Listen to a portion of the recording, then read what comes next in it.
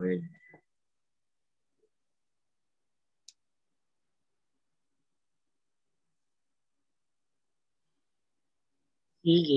so first and foremost, good evening, Sir Don. So welcome to my live class on how to create or make a CBLM. So in TESDA's trainers methodology 1. So so far I shall say one of the toughest and most difficult part in TM1 is how to create your CBLM, or what we call the competency-based learning material. So how can I start? For example, sir, can you teach me paano ba gumawa ng CBLM? So first and foremost, you have to identify your qualification. Then go to TESDA website. That's www.tesda.gov.ph. Tapos, punta kayo sa here for institutions and assessment center. Then download your training regulation. So granting, for example, your qualification is bookkeeping NC3. Just search, then search bookkeeping NC3. Then, bakit wala lumabas? Let's try bookkeeping. Ayan. Separate pala. Okay, so bookkeeping NC3. Okay, tapos at the right side, you download your training regulation. So this is how the training regulation of bookkeeping NC3 looks like. So ang titignan natin dyan, etong curriculum design as our guide. Then aside from the bookkeeping NC3, pwede natin to i-download, save. Tapos let's try to download our competency-based curriculum or our CBC. So, balik ulit tayo sa website ni TESDA. Then, for institution and assessment center, punta tayo dito sa competency-based curriculum. Then, type in bookkeeping. Then, downloadable, CBC, and search. Okay, so download natin itong CBC. Yes, Sir Don. Sir? Yes, do you have question? None, sir. Wala, so okay. Sige. Now, I have here already a template for CBLM. So let's try, let's go to our Google Class. Dito tayo sa TTS portfolio. So, since you are already done with or almost done with your session plan, next step will be your CBLM. So let's try to open this sample. So open lang natin siya under Google Docs para mas madali. Then, anong i-change lang natin dito? So aside from your TR and your CBC, get ready with your session plan because you will be needing that. Okay, the reason why you made your session plan earlier than your CBLM because that will serve as your guide. Okay, so ito yung itsura ng CBLM. So nothing to change with the title. Okay, or bahala ka kung gusto mo i-change ang font. Okay, pero standard na yan, okay na yan siya. Then of course, you have to change the logo of your school. So learning module. Okay. Yes. Tapos, urong lang natin konti.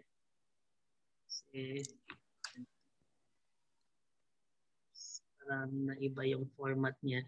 Naiba yung format niya pagdating sa Google Drive. Naurong. Okay. So let's try backspace na lang. So yun, naurong lang talaga siya pagdating na sa Google.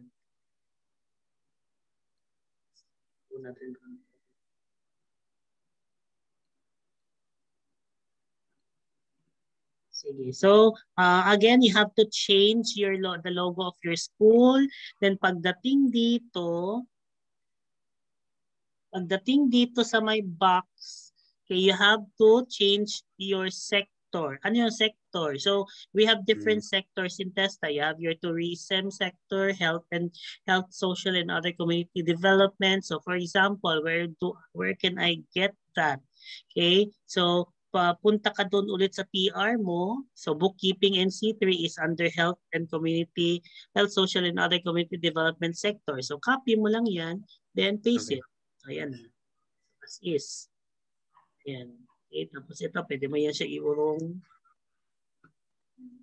Then, your qualification title, bookkeeping, NC3.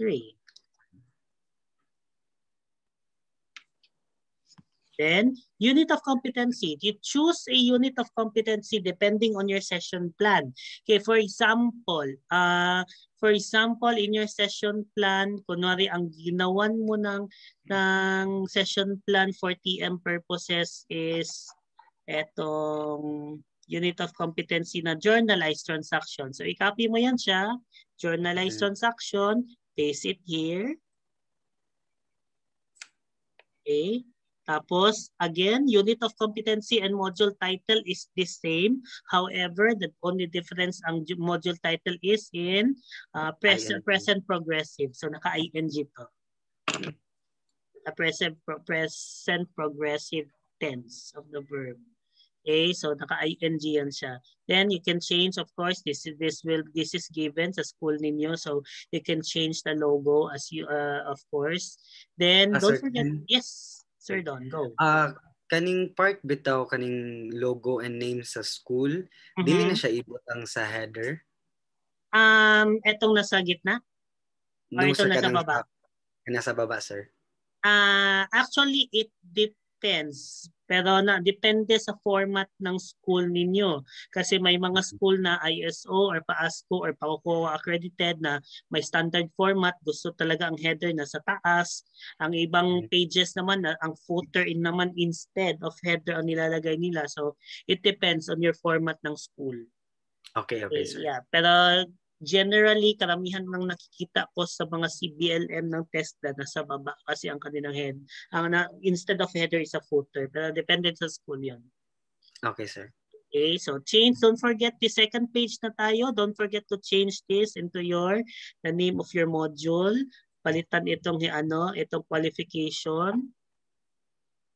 Bookkeeping, NC3 course. Okay, tapos as is itong other thing here. Tapos sir, excuse me. Yes, go. Makita ni siya dapit, sir, kaning after aning first paragraph bitaw, sir. Asan ba? Kaning the unit of competency, then kaning in this module, ni siya dapit makita. Yan. You can get this one either, usually dito siya sa CBC mo or competency-based curriculum. However, hindi ko siya ma-open ang CBC because I have problem with my Microsoft. Wala atang license. Okay, sir. Okay, so parang unit descriptor din ata ito, something. Okay, sir. Parang gano'n. Pero actually, sir, you can copy this one. There's no problem with that naman. So para sige. para hindi ka na mahirapan mag-search or what. So para yun. Tapos don't forget to edit this into your unit of competency na. Okay? Tapos your footer, change natin ang footer mo. Okay. So TESDA QA system, or you can write your school logo here. It depends on your school format. Tapos change natin to bookkeeping NC3. Tapos date you develop, kung kailan mo to ginawa. Let's say March 22. Okay. 2021. Then, for example, you can write your name. Then, document number, just leave it to your QA in your school. So, sila, tabaon na nila yan na maglagay ng document number sa inyong forms. Okay, so next, after complete second, sa third page are the list of competencies. So, you can get this one either from your TR or your CBC. Yan makukuha. So, let's copy ito. Then, unit of competency number 2.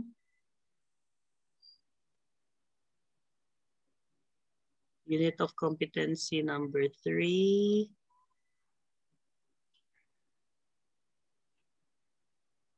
Unit of competency number 4. By the way, anong unit of competence ang pinili mo, Sir Don? Yung number 4, no? One, sir. 1.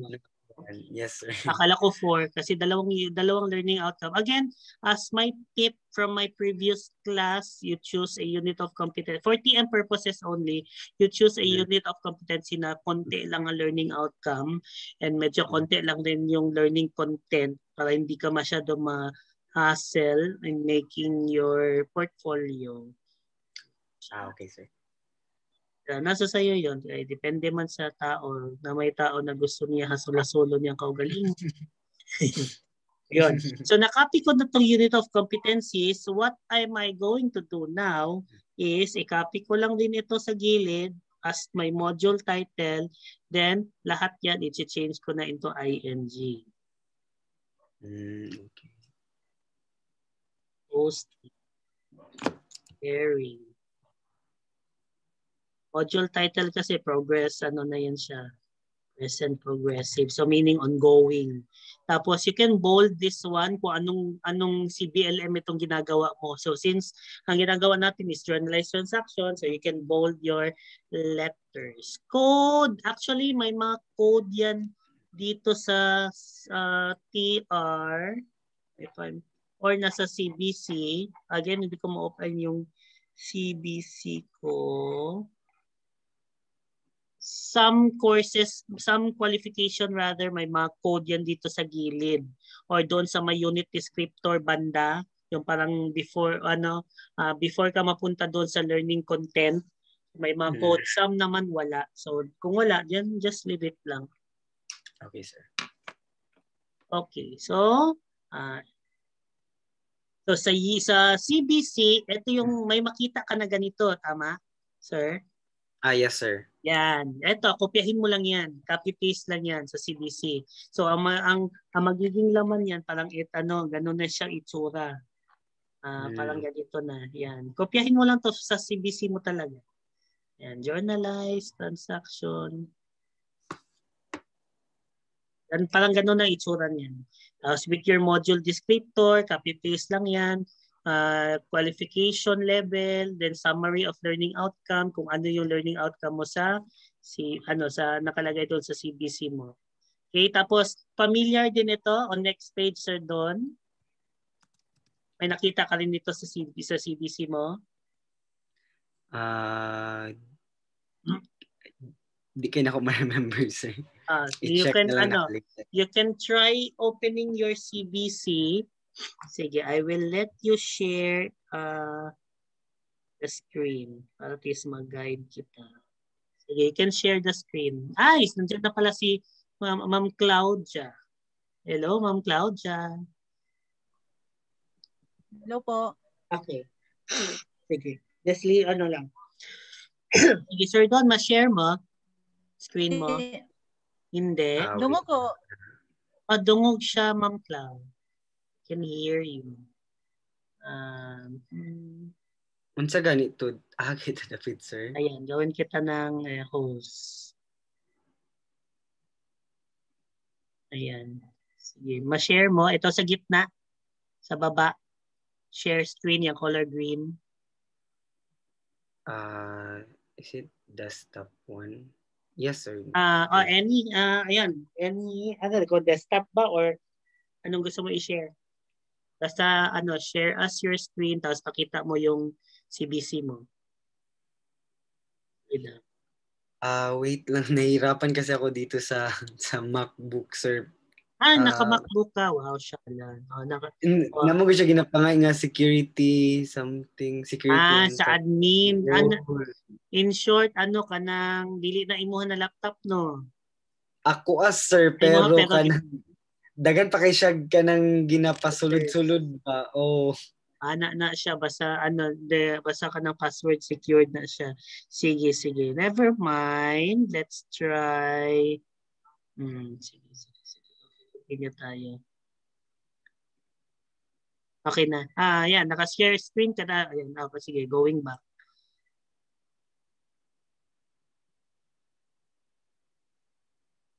Sige. Okay. Okay. Nakaano ka na? I-off mo ng share screen mo? Yes, sir.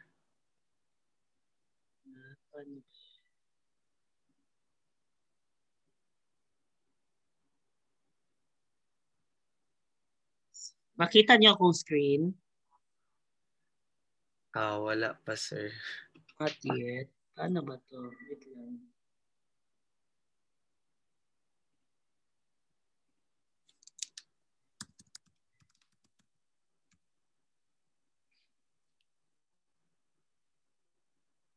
Wait lang.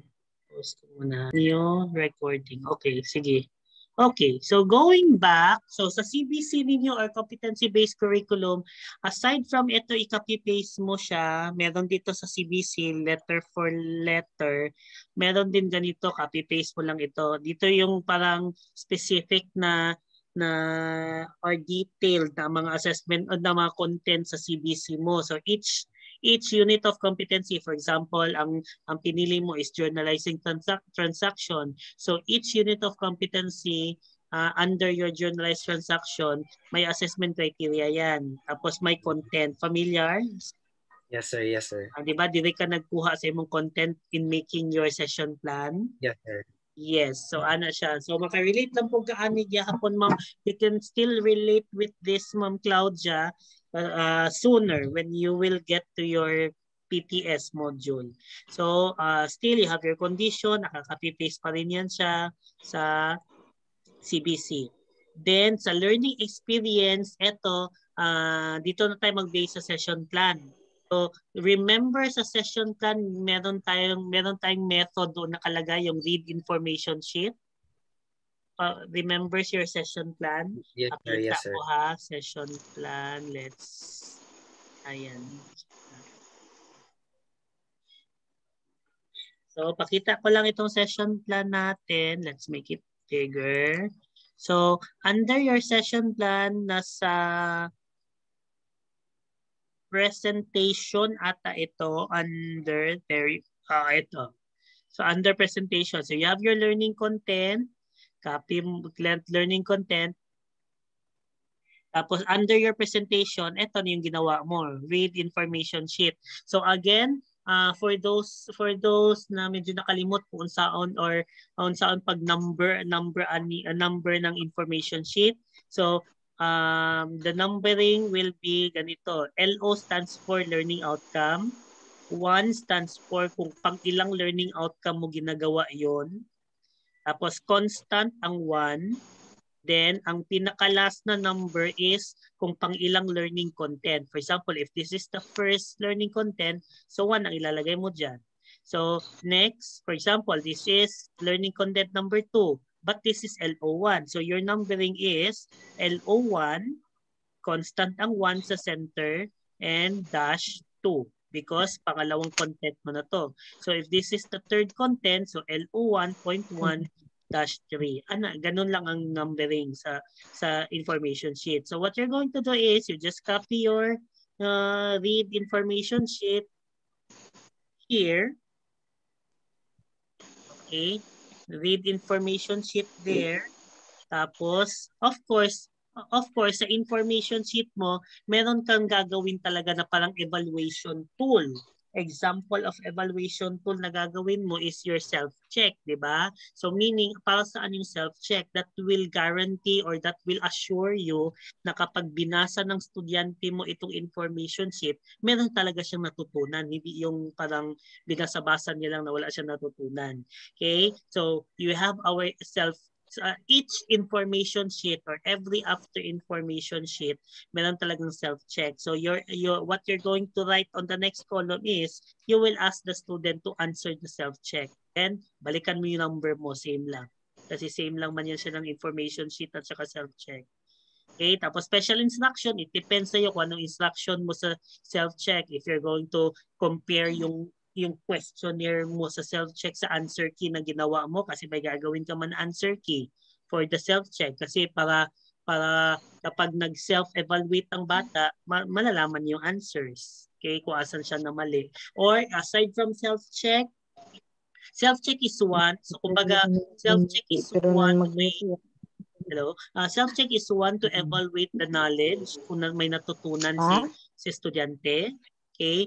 Another is, eto, meron tayong aside from self-check, dagdagan ko lang to ha.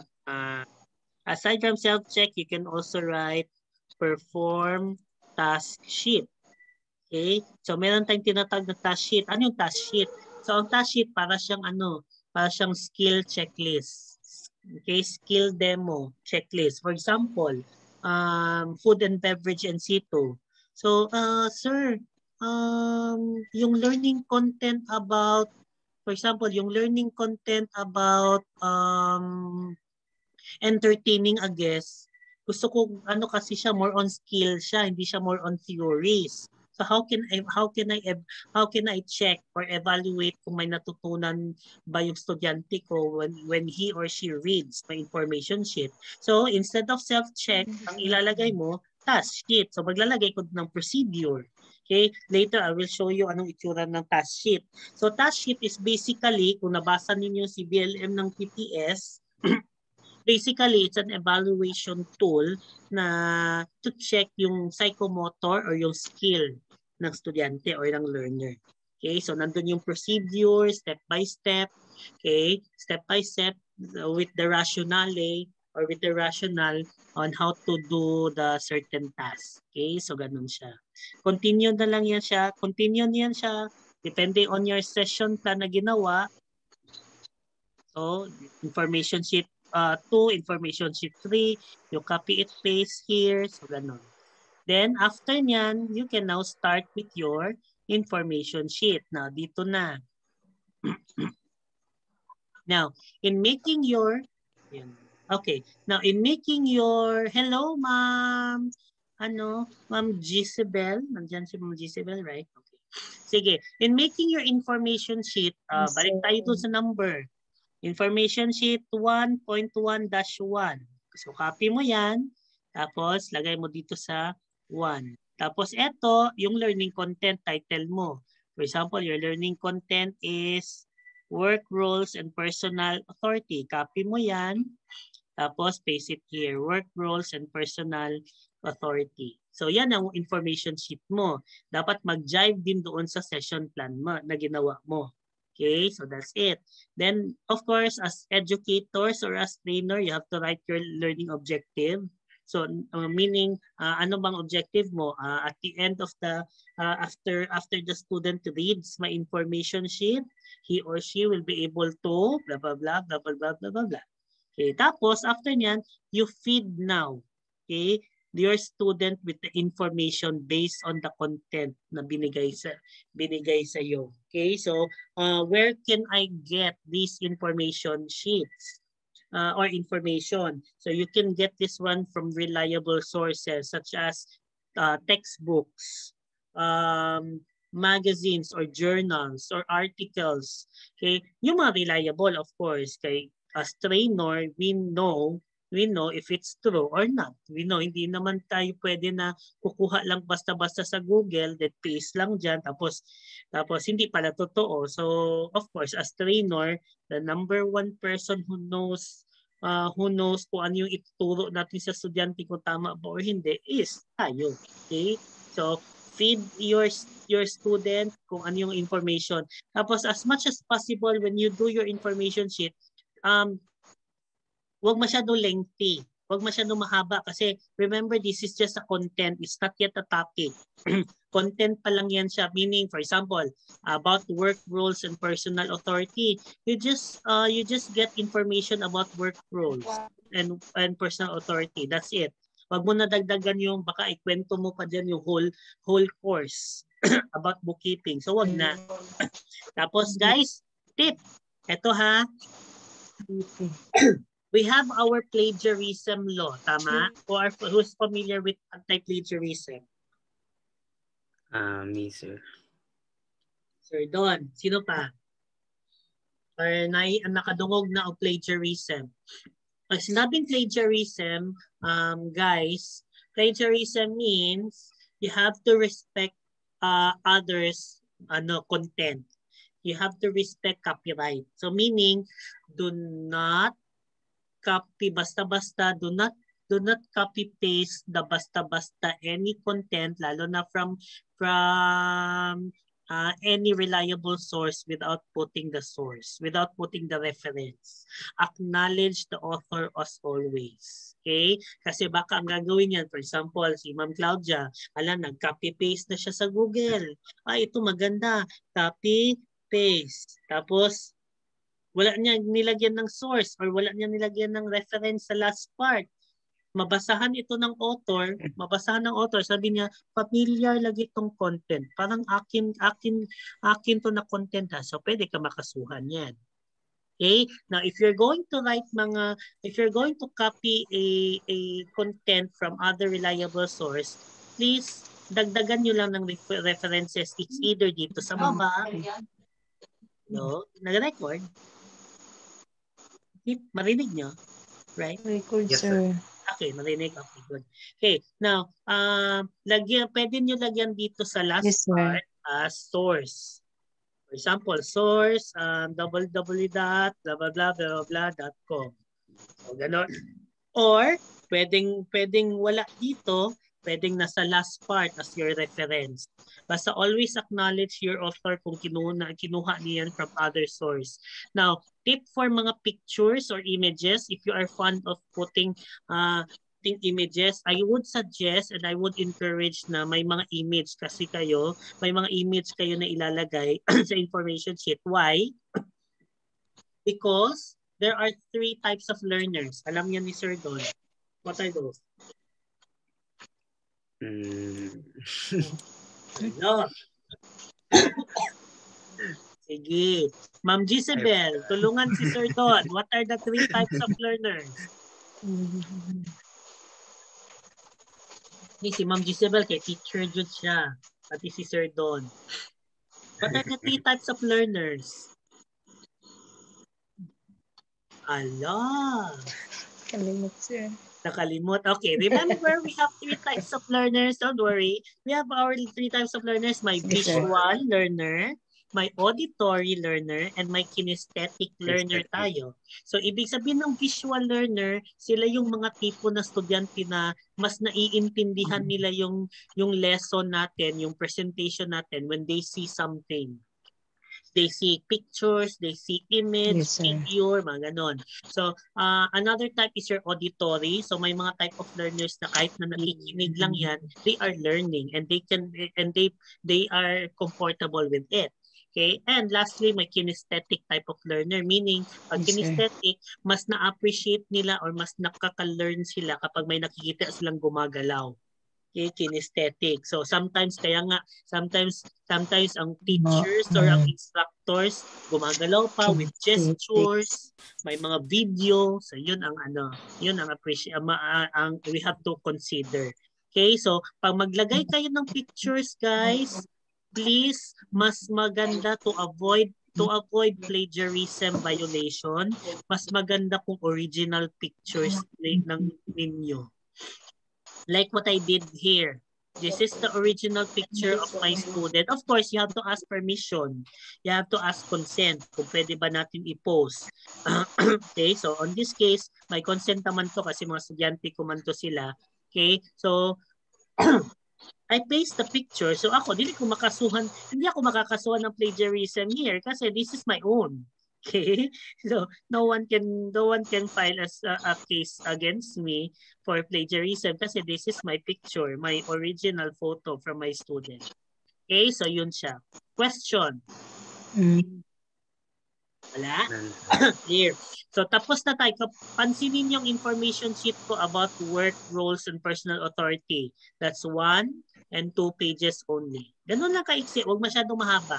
Okay, kasi marami ka pang content na gagawin. So kapag kinapalan mo ng masyado ng bonggang-bongga yung information sheet mo, ang estudyante mo niyan hindi na siya magbabasa kasi tiningnan niya pa lang yung CBLM mo, napagod na siya.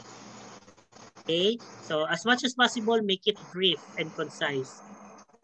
Be brief and concise but not to the point na brief and concise but not to the point na ma-compromise yung information ha. Baka titiro na pod, ay 2 pages lang daw ingon ni Sir Ken. Wala ko sinabing dapat 2 pages lang. Okay? So it should be brief and concise na nandoon yung laman.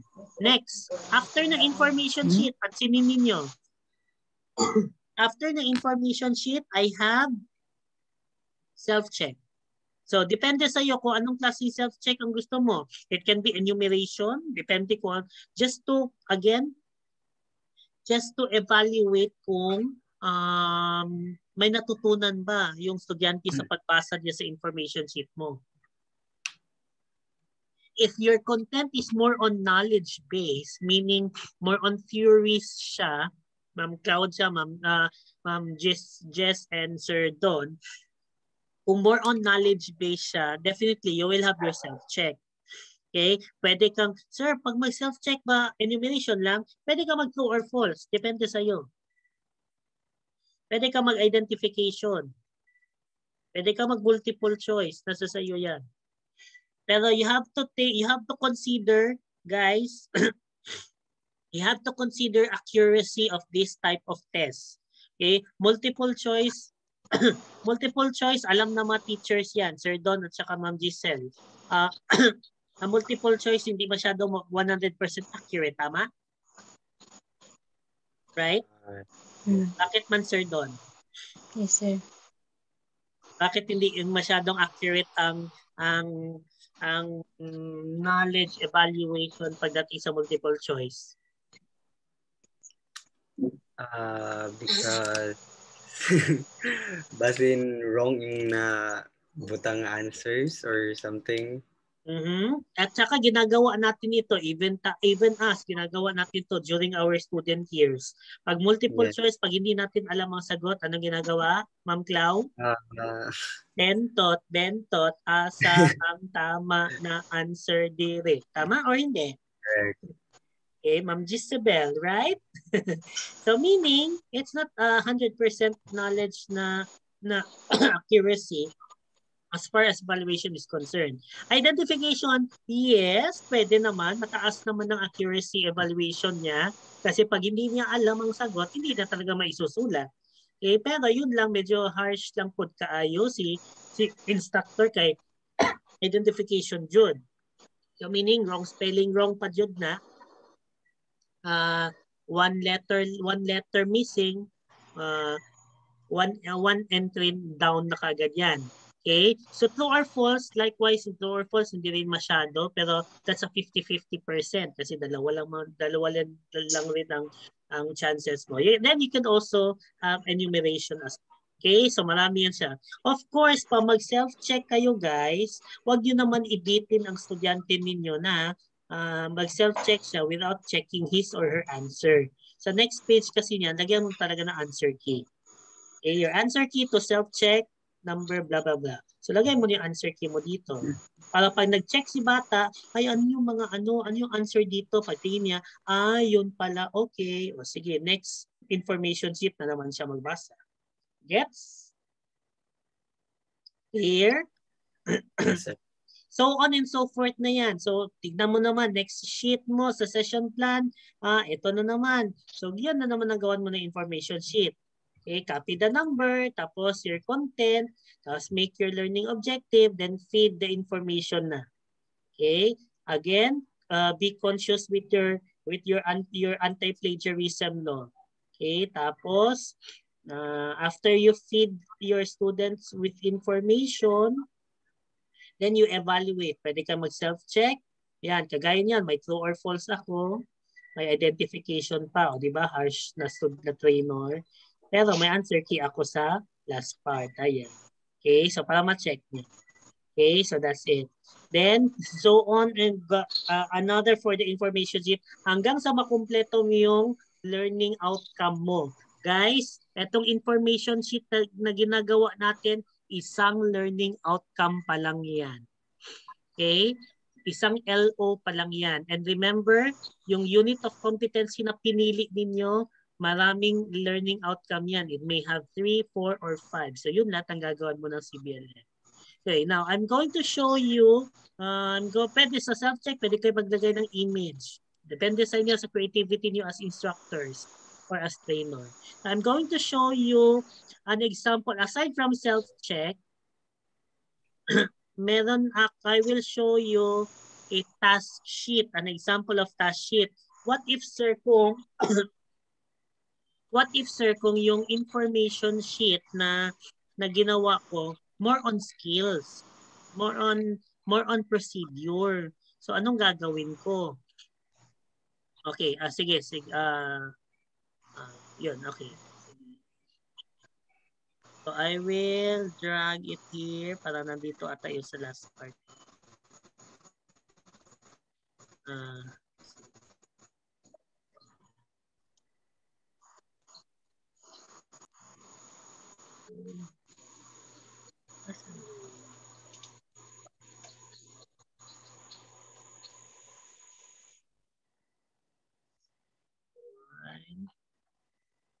Okay, by the way, while waiting for this, while searching, your self-check again is an evaluation to check knowledge level of understanding ng students mo. Pag sinabing task sheet naman, more on skill siya. So I will look for, try natin ha. Let's search for CBLM. Try natin. So let's try. Pag sinabing task sheet, ano lang yan siya? Maraming columns, more on procedure. So for example, sa bookkeeping, na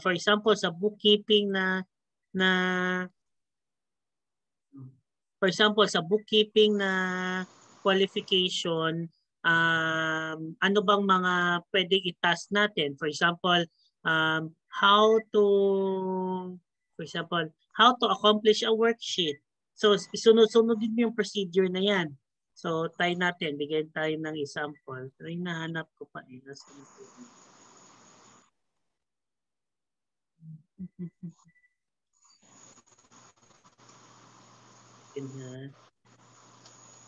While waiting, ang itsura niyang task sheet na yan, parang ganito lang yan. So, parang ganito na yan siya. So, insert table. Yes, no. So, for example, tapos ito procedure. Tapos, score. Actually, even teachers sa DepEd or sa college level, may mga ganito. So, pwede yun na ang gamitin ninyo na template para hindi na kayo mahirapan. So, score 3, 2, 1. Others naman, they have score scale of up to 5. So, it's okay. Okay lang din. Okay, kasi depende man yan sa pag-assess mo sa estudyante mo or sa trainees mo. So, ganun ang itsura niyan. For example, number 1, ano bang first procedure? For example, ang first, give me one procedure daw, Sir Don.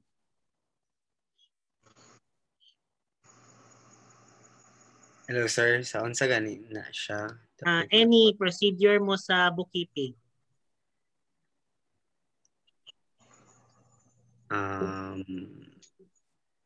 Prepare trial balance. Sige, for example, ito yung unit of competencies mo. Preparing trial balance. So ito yung task sheet mo. So anong first procedure pag mag-prepare ng trial balance?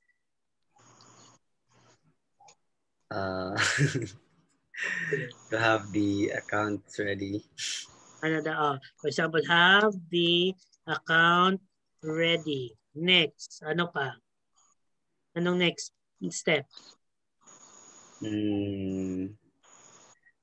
Total all the debits and the credits. Total all debits and credits. Tapos yun, sunod-sunodin mo niyan siya na procedure. So, sunod-sunodin mo niyan siya na procedure. Tapos, of course, you can write comments here para pagdating sa task sheet, definitely, hindi pwedeng isolo ni student ito. So ang gagawin niya, magpa-perform siya sa harapan ni trainer. Tapos si trainer maglalagay ng comment siya. Tama? Yeah? Okay. Everybody, nakuha? Yes, sir. Nakuha? So ganun lang siya ang CBLM. Then of course your footer, na-discuss ko na siya. Then you can write your pages para mas madali mas-search na student. Yun. Okay? So yun siya. Then sa last part, of course, you can write your reference as I mentioned para safeguard sa inyo for anti-plagiarism law. So references, APA format, usually pag college. So pag sabing APA format, name muna ng author yan. Tapos title ng book. Then with your edition, number of edition, your pages, and etc. Okay, so ganun. Question.